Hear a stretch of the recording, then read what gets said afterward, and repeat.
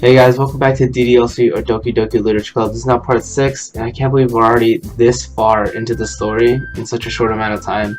Anyway, in the previous episode, we shared our second poem with all 4 of the girls. Ours was definitely a little bit more deep, and we kind of got to read some really intricate poems that I didn't really quite understand, except for Natsuki's. Hers was pretty standard, also because she kind of explained it. But yeah, either way, let's go ahead and get started with this episode of Doki Doki Literature Club. The title of this poem is The Way They Fly. Monika begins reciting her poem. Her clear, confident voice fills the room.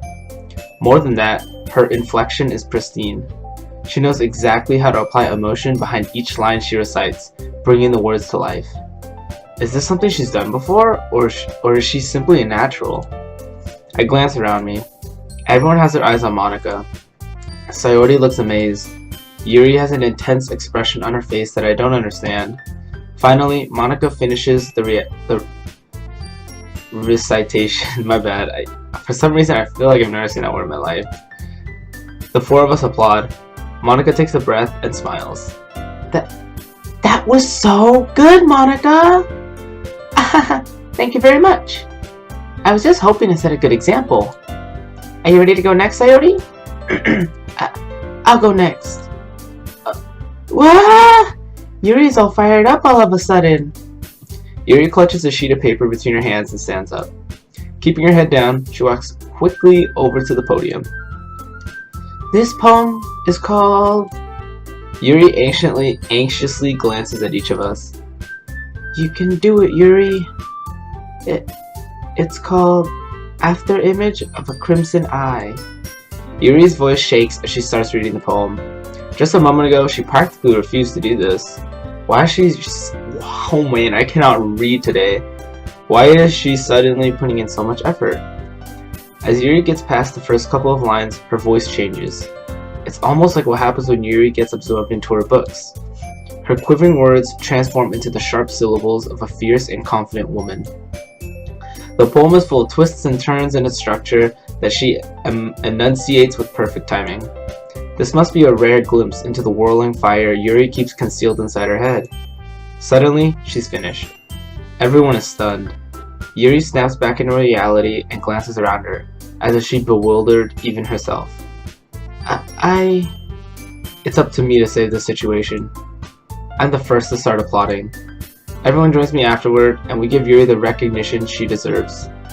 It's not that we didn't want to applaud for her, but we were caught so off guard that we must have forgotten. As we applaud, Yuri holds the poem to her chest and rushes back into her seat. Yuri, that was really good! Thank you for sharing! Looks like Yuri is down for the count. Okay... I guess I'm next then. Sayori hops out of her chair and cheerfully walks to the podium. This one's called My Meadow. Sorry, I giggled. Sayori, it's a lot harder than I thought. How did you guys do it so easily? Try not to think of it like you're reciting to other people. Imagine you're reciting it to yourself, like in front of a mirror or in your own head. It's your poem, so it'll come out the best that way. I see. Okay then. Sayori begins her poem. Somehow it feels like her soft voice was made as a perfect match. The poem isn't aimlessly cheery like Sayori is. It's serene and bittersweet. If I were to read this on paper, I probably wouldn't think much of it. But hearing it come from Sayori's voice almost gives it a whole new meaning. Maybe this is what Sayori meant when she said she likes my poems. It's like I get to reach more deeply into someone I thought I knew through and through. Sayori finishes and we applaud. I did it! Good job, Sayori. Even Justino liked it. I guess that's a good sign. What does that even mean? It came out nicely, Sayori. The atmosphere of the poem fits you really nicely. But it might be that other poems wouldn't work quite as well with that kind of delivery. I don't really understand. In other words, I've seen poems of yours where that sort of gentle delivery wouldn't work as well. They might need a little more force behind them, depending on what you're reading. Oh, I know what you mean. Well, I've been practicing that kind of thing. It's just embarrassing to do in front of everyone. The next time, I'm gonna make you pick a poem that challenges you a little more. We don't have much time before the festival, you know? Okay. Now, who's next? Natsuki? You know, it kind of bothers me that Natsuki never really had like a comment, or like she never really, it never had her name, like she never applauded, she had no comments or anything like that. Don't make me go before Justino. It's not like I compare to you guys anyway. Might as well let Justino lower everyone's standards a little before I have to do it. Natsuki. It's fine, it's fine. I might as well get it over with. But it's not like I have much of a selection of what to read. I'll just have to go with what I wrote for today. Wait, do I get to read what I actually wrote? I stand up and step in front of the podium. Everyone has their eyes on me, making me feel terribly awkward. I recite my poem. Since I'm not exactly confident in my own writing, it's hard to put energy into it. Despite that, once I finish, I receive applause anyway. Damn, I really wish I got to know what I wrote. Sorry, I'm not really as good as everyone else. Don't worry about it so much. I think it's less about your abilities and more about your lack of confidence in your writing. That's something that'll improve over time, though. Yeah, maybe. Alright then. That just leaves you, Natsuki. Yeah. I'm going. Natsuki begrudgingly gets out of her seat and makes her way to the podium. The poem is called... It's called... Why are you all looking at me? Because you're... Oh, my bad. Because you're presenting. Anyway, the poem is called Jump. Natsuki takes a breath. Once she starts reciting the poem, her sour attitude disappears a little.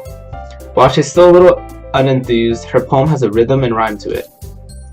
It's Natsuki's trademark style, but it works surprisingly well when spoken aloud. The words feel like they bounce up and down as if giving life to the poem. Natsuki finishes and everyone applauds. She huffs back to her seat. That wasn't so bad, was it? Easy for you to say. You better not make me do that again. Well... Do you at least feel prepared enough to recite a poem in front of other people? I mean, doing it in front of other people will be way easier. I can put on whatever face I want for other people. But when it's just my friends, it's just embarrassing. That's a surprise, Natsuki. I think it would be the other way around for me. Well, that's just how it is. So... Well, I guess in that case, you won't have much to worry about for the festival. That said, I want to thank everyone for coming through. It might be hard, but I hope that you all have an idea of what it's like now. Make sure you pick a poem and get enough practice before the festival, okay?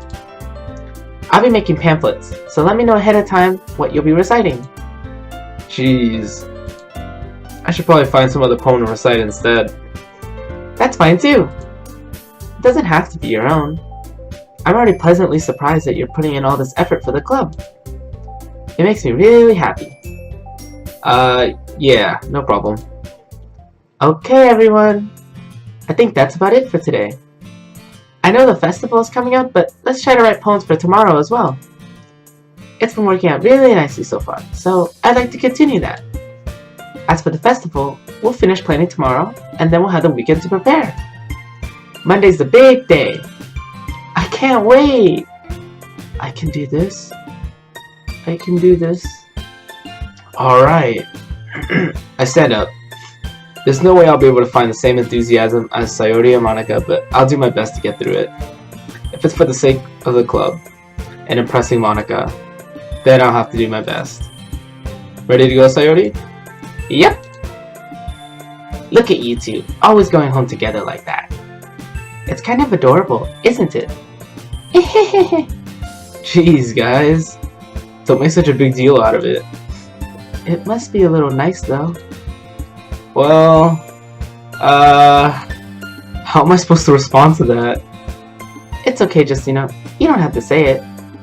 Whatever. Let's go already. I walk home with Sayori once more. Even though it's only been a few days, a lot of things have already changed. But today, Sayori is being a little quieter than usual on the way home. Hey, Sayori. Sorry, I was spacing out. Ah, no wonder. I was thinking about something from earlier. I like how we get to... I mean... Sayori fumbles with her words. So, let's just say that one day, Yuri asked to walk home with you. Huh? What would you do? What kind of question is that? You're kind of putting me on the spot here. Well... I would walk home with Yuri. Walking home with Yuri, huh? See how quick I made that decision? I was just like, well, I'd walk home with Yuri. Why does the thought of that make my heart pound? I mean, given how hard it is for her to socialize, I would feel awful turning her down. So, isn't she so beautiful and smart? I feel so guilty now. That has nothing to do with what I just said. You admitted it! Jeez. There's not even any point in speculating something that's never going to happen. Well, maybe. But I just like to think about it. It's not long before you won't need me anymore, you know? Oh man. Sayori is the loser of the love triangle. Need you?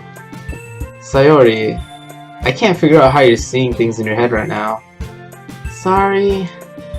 Everyone is different. Nobody in the club is a replacement for you. If you say so. The conversation trails off and I'm left feeling awkward. But it was kind of her fault for trapping me with such a weird question. I can't just lie to her. But if there's something that makes her happy, I would hate to take that away from her. That's why I said there's no point in speculating. Then again, the festival is only a few days away. Who knows what will happen in that time? Boom, boom, ch. Boom, ch. We got another poem, so we're gonna go for Yuri still. I think hers is extreme, disaster. I think it's disoriented, suicide, inferno, hopeless. Oh, infallible, contamination, explode, massacre, depression. Oh shit. My bad. Sensation. Yep. Climax. Yep.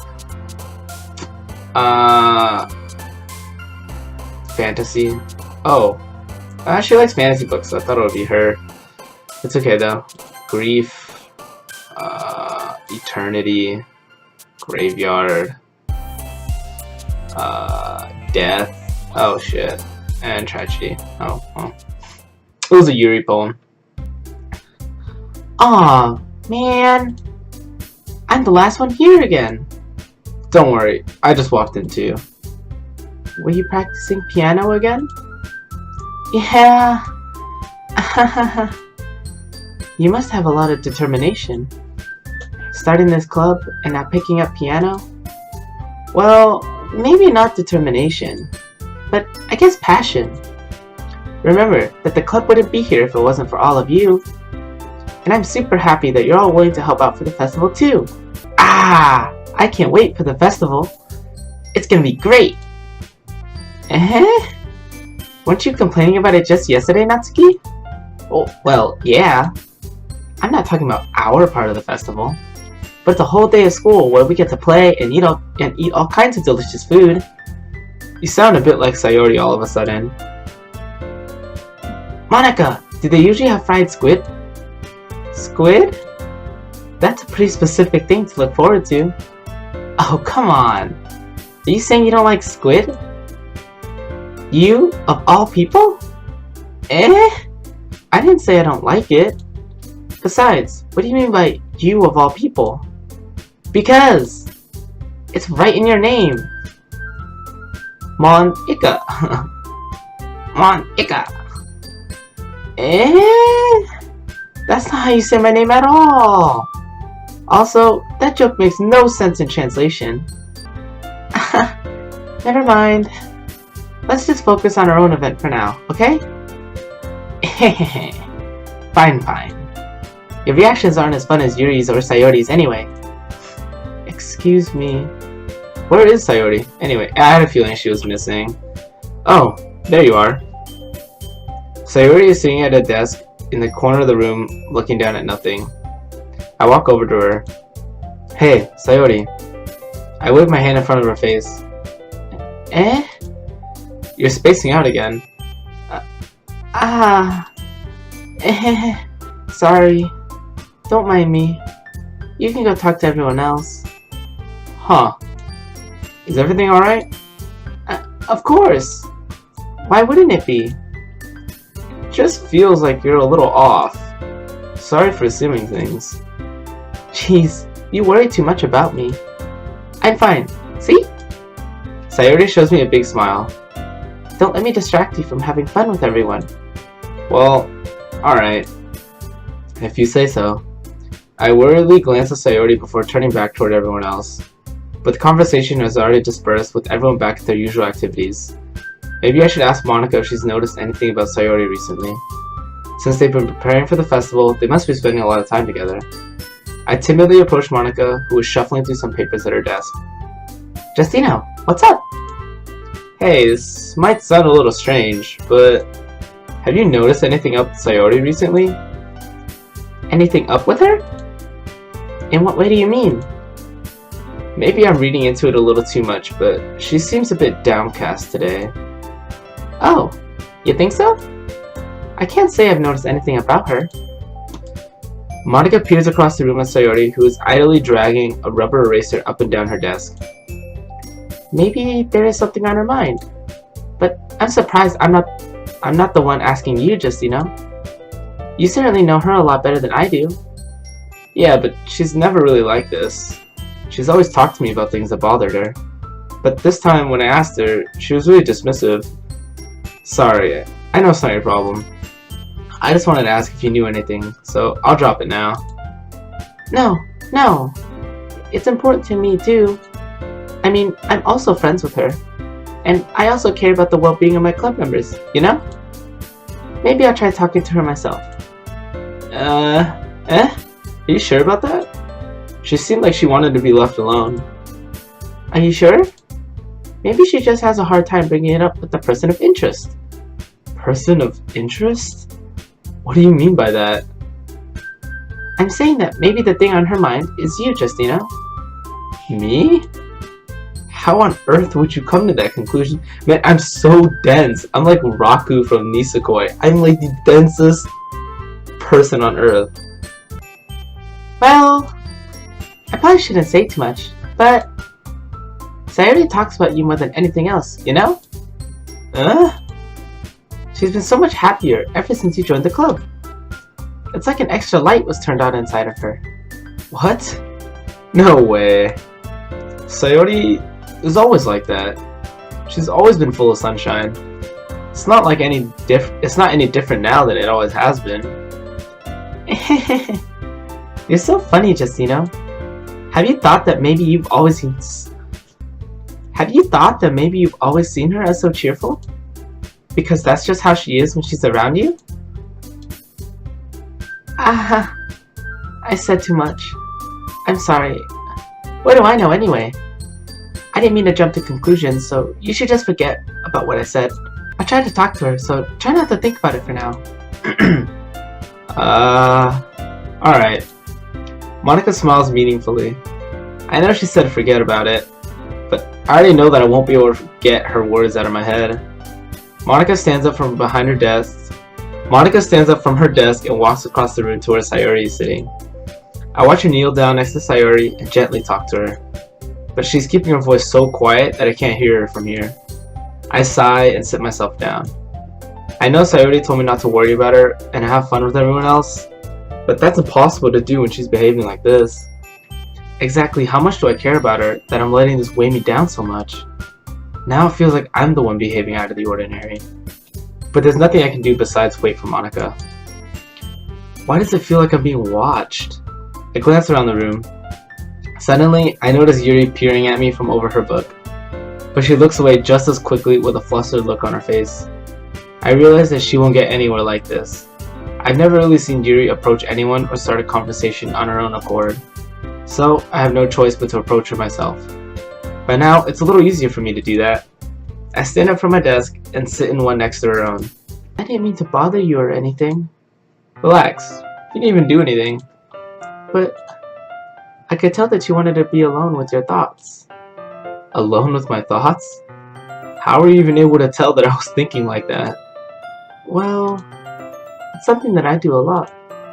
So it wasn't hard for me to spot based on your posture and expression. Not that I was staring or anything. I didn't do anything creepy like that.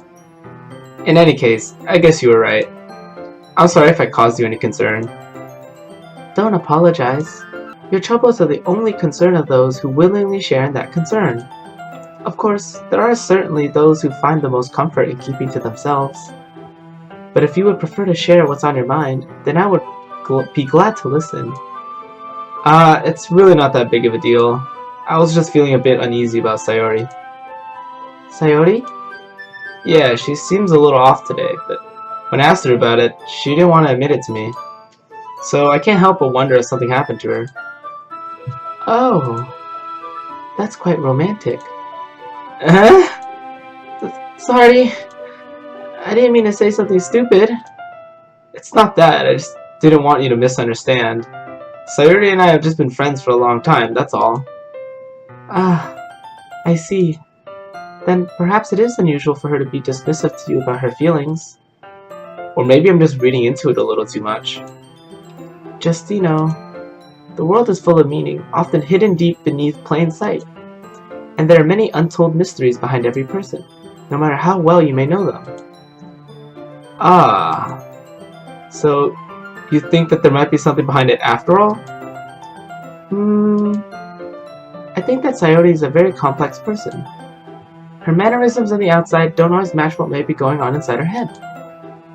And she may not always know what she wants. I noticed her strange behavior today, too. And I also feel some concern for her. But in your case, it looked like she was fully occupying your thoughts, wasn't she? Well, I guess that was the case. Sayori, she really means a lot to you, doesn't she? I guess. But you don't need to put it that way. We're just good friends, that's all. Yuri suddenly looks deeply into my eyes. Her expression is gentle and curious, as if she was searching for something. Embarrassed, I avert my gaze. Sometimes, a person's mysteries are untold even to themselves. And you, as someone honest and caring, may uncover feelings you weren't aware were in you. That is, I think that she would be a very fortunate person to have you feel that way about her. Yuri, you're giving me too much credit. I'm a pretty simple guy, so I think I'm pretty good at understanding my own feelings. I'm not nearly as sophisticated as you. That's not a compliment, is it? It is what it is. Anyway, as long as we're here, why don't we do some reading? Well, as long as you're okay with it. Yeah.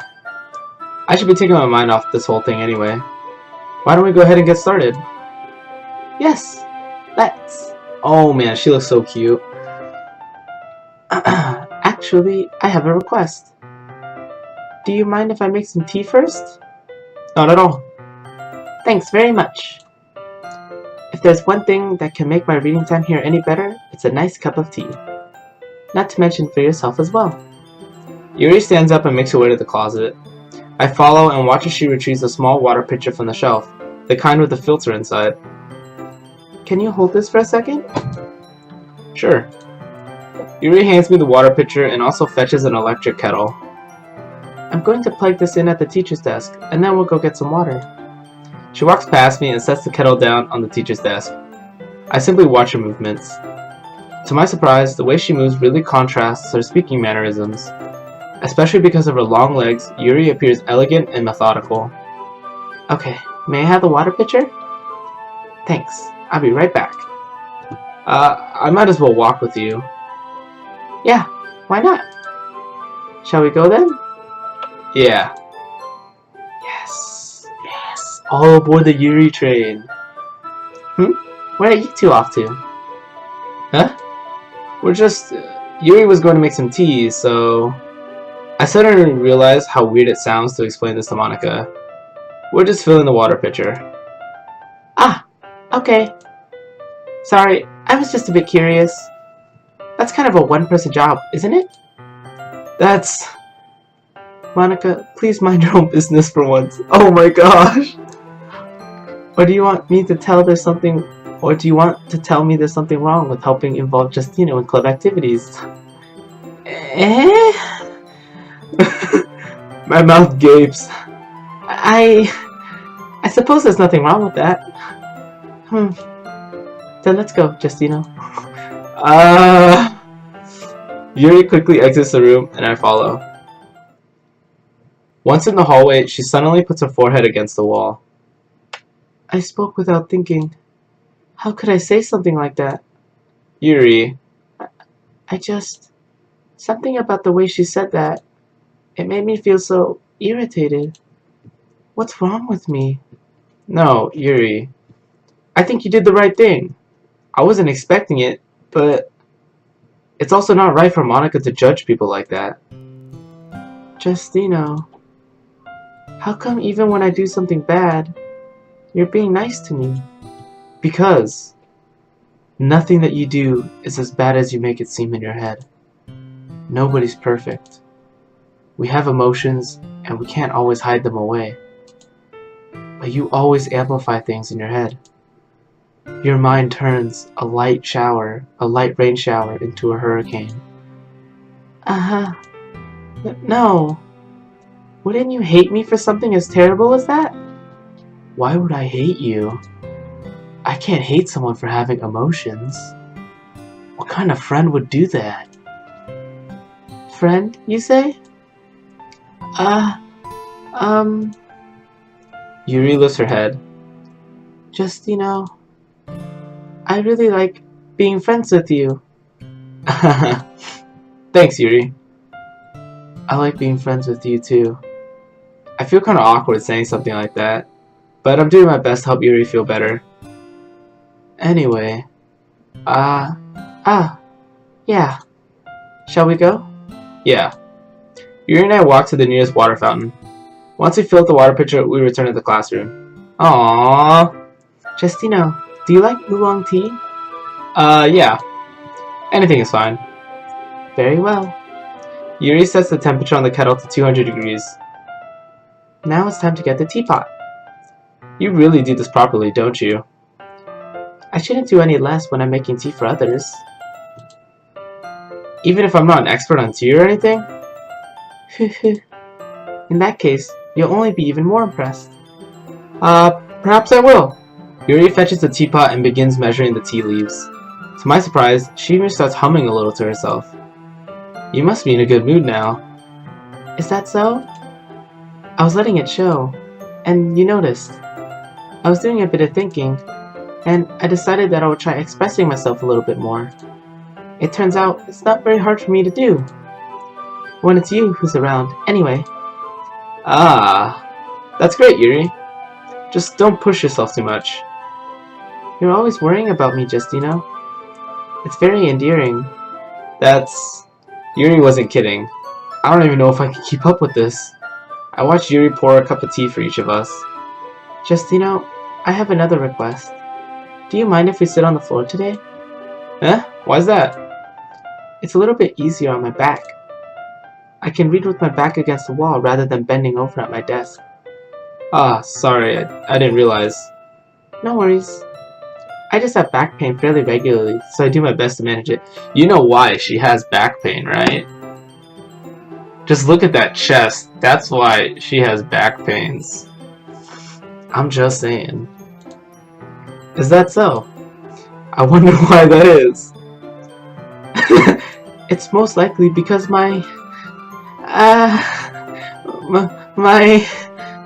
your posture, right? Always hunched over like that while reading. Holy shit, I think I'm actually Raku. I should have just named myself Raku because I'm so freaking dense. Yes! I have terrible reading posture. So that's why we should sit on the floor. Fair enough. I'll go ahead and get the book. I retrieve the book from my bag. Ah, I have some chocolate as well. It's a bag of small chocolate candies that I kept hidden from Sayori's candy radar. I take it, since it'll go well with the tea. Yuri and I then sit against the wall, teacups at our sides. As if in sync, we assume the same reading position as last time, each holding one half of the book. Except this time, our bodies are even closer to each other. I can't see too well. Yuri slides closer until our shoulders are touching. How am I supposed to focus on reading like this? Yuri was always kinda cute, but when she's being less apprehensive, it's almost more than I can handle. Your teacup. Yuri hands me my teacup. Holding it with my hand that's not holding the book, I end up in a position that makes it even harder to focus. Because now I need to worry about making sure I don't accidentally touch her chest. Meanwhile, Yuri hasn't noticed a single thing. She wears her intense reading expression, and I can only presume the world around her has faded away. I use all of my willpower to focus on reading. After a few minutes, I finally manage to relax a little. I put the teacup between my legs and fumble with the chocolate wrapper. Sorry. I briefly let go of the book to finish opening the wrapper. You can have as much as you want. That's okay. I won't take any. Huh? Are you sure? Well, if I touch it, then it might get smudges on the pages. You're right. I didn't even think about that. I'm guessing I feed her. My bad. No need to apologize. I'll hold the book, okay? Are you sure? Of course. Yuri opens the book with both hands.